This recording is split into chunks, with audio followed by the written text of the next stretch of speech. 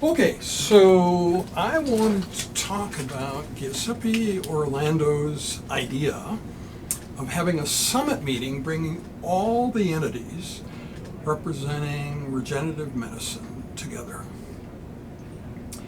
And that seems to me a really good idea, and it's a good idea probably for two basic reasons. First of all, there's fragmentation. That's the reason that no one thinks of regenerative medicine as being central to their area of medicine. At the moment, they think of it as a thing apart, that's something someone else is doing.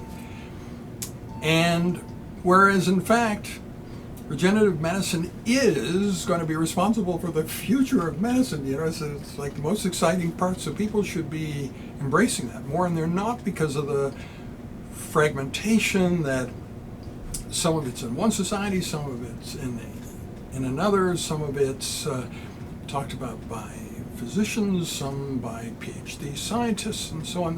There's just a lot of fragmentation. But the other is that a lot of people think that the whole structure of medicine will be changed by this, that the existing corporate players will be written out of the will, and stuff, and that there'll be a whole new bunch of corporations coming in and making money on regenerative medicine. And I think the reality and the thing that makes Giuseppe's idea so very important at this point in time is based on our current understanding of sort of off-the-shelf regenerative medicine replacement of organs. You could imagine within the next 10 or 15 years that might really be possible, that the current organ shortage where we can only provide organs like 10% of people and the rest basically die waiting,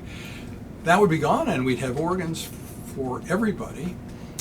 But immunosuppression will still be required because they're not going to be genetically identical to the person that we're putting the organs into. And why is that? That's because for quite a while now, we're not going to know how to make like organs from your own cells and get those cells to kind of grow into a mature organ and get them to stop and not make tumors. We don't know how to do that yet. Someday we will, but until we learn that, it's really not going to be practical. You can think, well, maybe I'd accept one anyway, but then you'd need such tremendous surveillance to make sure tumors weren't forming and so on, that the cost goes way up, even if you accept the risk. So in that sense, there's the role for the same corporate partners that are there now, the mainstream corporations that are providing anti-rejection agents and so on. They are still needed for this regenerative medicine future. I think a lot of people don't recognize that. And so the third thing that's nice about it is that you can think about trying to control the narrative at a meeting.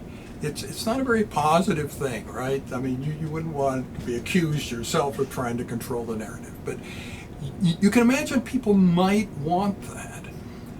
And if you have a meeting of a single society, you could conceivably do that. You could set up a meeting where you're in charge, you're the boss, and you can make sure the meeting touches on the areas that you want that meeting to be considering and goes your way. Whereas with the proposal he has, that will be impossible because you're bringing multiple societies together, right? So nobody will be able to control the narrative. And doesn't that make it like way better? That becomes something you can support and will obviously move science and the human race forward and stuff, because it won't be controlled. It will be multiple vantage points coming.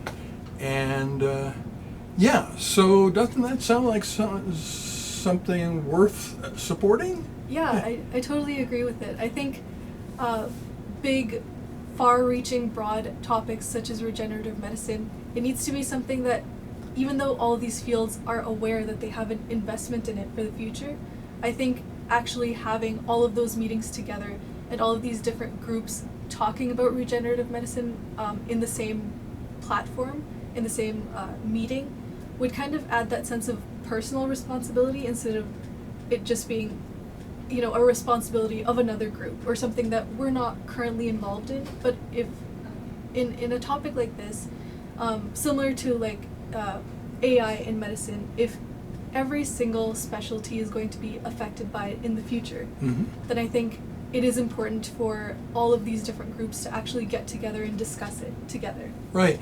So you can think of other summit meetings. Under Michael Mengel's leadership, the Canadian Society of Transplantation has been holding summit meetings where they take all of the transplant societies in Canada, including the ones that are mainly patients and things like that, have them all meet at the same time. And that's worked very well. And the other kind of summit that we're quite familiar with in 2019 is the Singularity University Canada Summit that was held in Edmonton in mid-April this year and is also in a different sort of futuristic way, bringing a lot of different entities together and a lot of forward-looking futurists from Western Canada took part in that.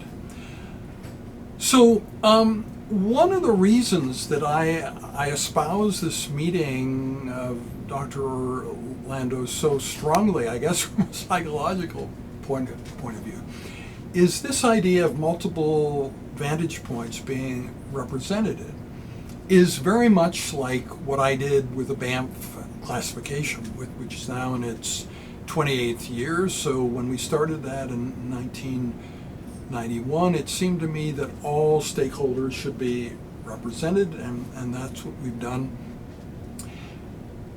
And also we're doing physician-led consensus generation.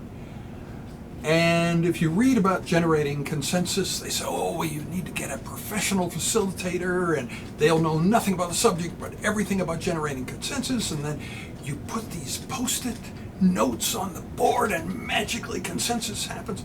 We have never done that. So we've always had physician-led consensus generation, but that needs to be a relatively humble type of leadership, that you can't come into the room thinking it's my way or the highway and I'm smarter than all the rest of these people. No, if somebody has a better idea than you have to be quiet and let that be, expressed. And also embrace the rebel spirit. If somebody who's really complaining about you, you should be excited about that. Come in, you've got good ideas, we'll give you a platform. It's nice that you have such passion in your views. We'd like to hear that. And by doing that over 28 years, we have created a circumstance where there's no competition. The Banff classification is the only game in town worldwide. So I think what Dr. Orlando is doing is similar in the sort of intellectual freedom of it. It's sort of like the mosh pit in a really good concert. Like terrible things can happen in a mosh pit. There are no rules and so on, but in a really good concert, people have a great time there. So that's kind of like what you can try to create in terms of intellectual freedom. Now let me turn the tide of this conversation a little bit and ask, why should people care what we think, right? Because they're watching this video, we're talking about something. Why should they care what our opinion is on Dr. Orlando's summit meeting? Well, let me just explain. In